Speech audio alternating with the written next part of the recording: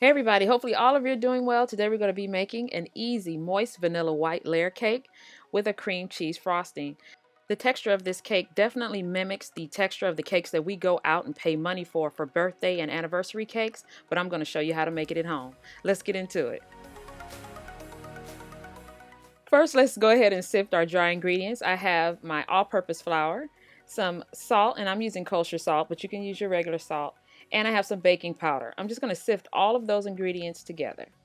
Now, as far as the cream cheese frosting, I made that ahead of time because we've made it before. I'm going to include the recipe in with the cake recipe, and also a separate link will be provided down below. For the exact measurements to this recipe, be sure and check out gdseasoning.com. In my stand mixer, I have 1 cup of room temperature unsalted butter, and I'm just going to blend that up with my sugar. And that is regular white granulated sugar. And just blend that up until it's nice and fluffy.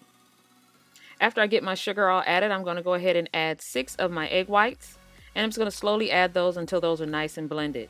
Under one of my other cake videos, someone asked what speed do I mix my cakes on. On this particular stand mixer, I'm never really above a 4. On my larger stand mixer, I'm never really above a 6.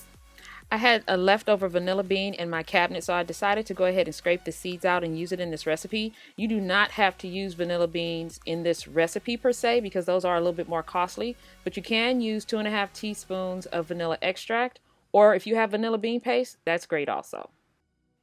Alright, time to add our trusty sour cream. I have my room temperature sour cream all ready to go into the batter. As you can see, I've stopped the mixer, and I'm just going to add that in, because it's kind of hard to add it in when the mixer is going, for me anyway, and this mixer is smaller, so I'm just going to go ahead and give that a mix. And then I move on to my dry ingredients. So I add maybe about 3/4 cup. We're going to add the dry ingredients alternately with the half and half. And I'm just pulsing it here so I don't have a flour cloud everywhere.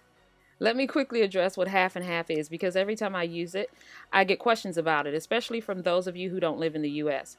It's a product that is exactly that. It's half milk and it's half heavy cream. You can use it in baking. We use it in coffee here in the U.S. You can use it for whatever you see fit.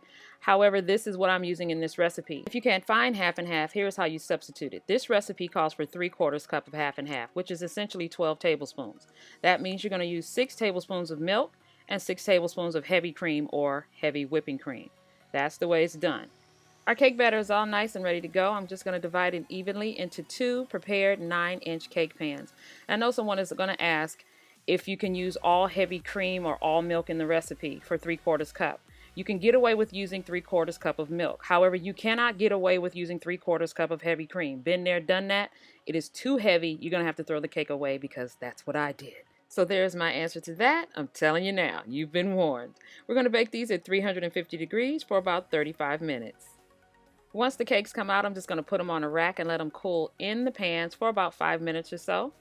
And then I'm going to invert them onto the rack. By the way, use mitts when you do this. Those pans are still hot. I don't like to admit sometimes that I can touch things that are hot. But use mitts, okay? Do as I say, not as I do with that one. So I'm just going to let those beautiful little white vanilla cakes cool for about an hour or so. And then we're going to move on to frosting. So this is the standard way I go ahead and start frosting my cakes. I put a little bit of frosting on the cake round to hold the cake in place, and I put my first layer down. And that paper is to protect the edges of the cake round so I don't make too big of a mess. And then I'm just going to put about a cup or a little more of frosting in the middle, and we're just going to spread that out evenly.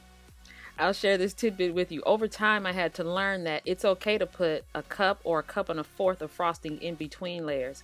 That's what gives you that nice layer of frosting in the middle of cake. So I had to learn that over time, and that just comes with practice.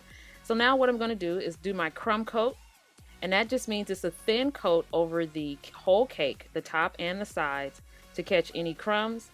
That way you can have a outer layer that's very nice and smooth. Once I have all of my gaps filled in and that crumb coat is nice and even, especially you want to disguise those edges at the top, I'm going to put it in the refrigerator for about 15 to 20 minutes. Now that that crumb coat is set, you can go ahead with another thin layer or slightly thicker layer of more frosting. Make sure it's nice and even. Remember, this doesn't have to be too perfect. Do the best that you can. This is a homemade cake, so if you're making this for a party, just do the best you can. The cake is still going to taste good, and don't worry, you'll do just fine. Be sure and even out the top. Make it nice and round and neat as you can, and then you can get a tip and do your frosting, your little dollop and decorations on top. This week I'm going to be showing you exactly what that red frosting is. It is not exactly what you think. And I'm using an E9 tip to do these decorations. Something really simple, but you can use a tip of your choice. Once you're done frosting the cake, all you have to do is remove your guards or your mess guards. Move them very slowly. And if you want to, you can take a butter knife too and kind of repair those edges at the bottom if you want to be super OCD. I did it off camera slightly, but you guys can fix that. The moment of truth, we're ready to cut the cake. I'm just going to cut an extra big slice so you can see what's going on. This cake should feed about 10 to 12 very easily. Again, the texture of this cake is absolutely beautiful. It's slightly dense, but very fluffy and moist. So you guys can use this for your birthdays or anniversary parties when you just want to make a cake at home and you don't necessarily have to pay for it. But this is the texture that we pay for all the time from those bakeries. You guys can make them at home now. Thank you all so much for joining me. You know I appreciate it when you come cook with me and hang out.